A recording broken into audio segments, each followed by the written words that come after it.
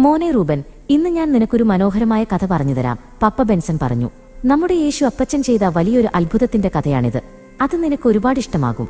പപ്പയുടെ മടിയിലിരുന്നുകൊണ്ട് റൂബൻ അത് കേൾക്കാൻ തയ്യാറായി. പപ്പ കഥ തുടർന്നു.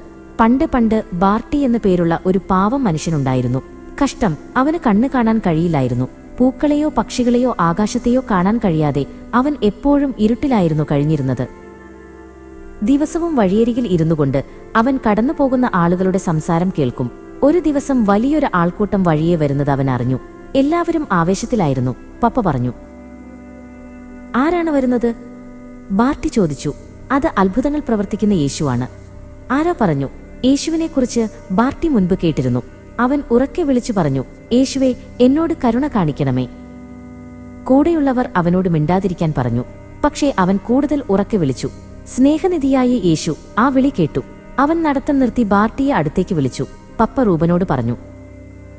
യേശു ബാർട്ടിയുടെ അടുത്തേക്ക് ചെന്നു.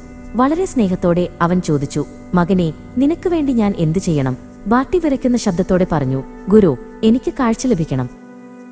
യേശു പുഞ്ചിരിച്ചുകൊണ്ട് പറഞ്ഞു, നിന്റെ വിശ്വാസം നിന്നെ രക്ഷിച്ചു. അവൻ തന്റെ വിരലുകൾ കൊണ്ട് ബാർട്ടിയുടെ മിഴികളിൽ പതുക്കെ തൊട്ടു. അപ്പോൾ വലിയൊരു വെളിച്ചം അവിടെ നിറഞ്ഞു. പപ്പ ആവേശത്തോടെ പറഞ്ഞു.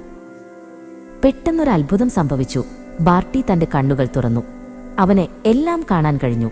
അവൻ ആദ്യമായി സൂര്യപ്രകാശവും തന്റെ മുൻപിൽ നിൽക്കുന്ന സ്നേഹനിധിയായ യേശുവിനെയും കണ്ടു.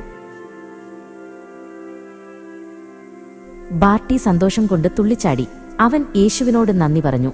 അവൻ ആൾക്കൂട്ടത്തോടൊപ്പം ചേർന്ന് ദൈവത്തെ സ്തുതിച്ചു. അവന്റെ ലോകം പ്രകാശപൂരിതമായി. പപ്പ കഥ അവസാനിപ്പിച്ചു. കണ്ടോ റൂബൻ, യേശു അപ്പച്ചൻ നമ്മളെ എല്ലാവരെയും ഒരുപാട് സ്നേഹിക്കുന്നു. നമ്മൾ വിഷമിക്കുമ്പോൾ അവനെ വിളിച്ചാൽ അവൻ തീർച്ചയായും നമ്മെ സഹായിക്കും, പപ്പ പറഞ്ഞു. റൂബൻ പപ്പയെ കെട്ടിപ്പിടിച്ച് പുഞ്ചിരിച്ചുകൊണ്ട് ഉറക്കത്തിലേക്ക് മയങ്ങി.